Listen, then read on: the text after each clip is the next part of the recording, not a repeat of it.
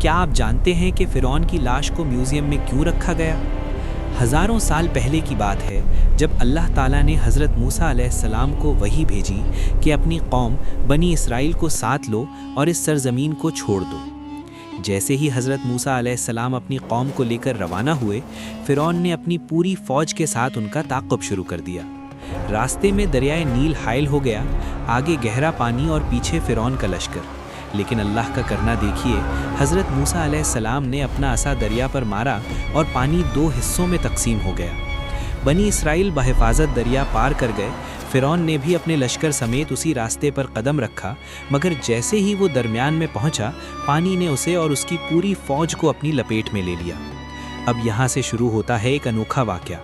فرعون کی لاش دریا میں رہی تو دریا نے اسے کنارے پر پھینک دیا، زمین نے قبول کیا تو زمین نے بھی اسے اوپر اچھال دیا۔ کئی دن تک وہ جسم نہ زمین کا ہوا نہ آسمان کا۔ آخر کار اللہ کے حکم سے اسے محفوظ کر لیا گیا تاکہ آنے والی نسلیں اسے دیکھ کر سبق حاصل کریں۔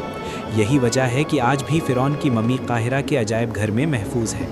یہ کوئی اتفاق نہیں بلکہ اللہ کا وعدہ تھا کہ میں تجھے نشان عبرت بنا دوں گا۔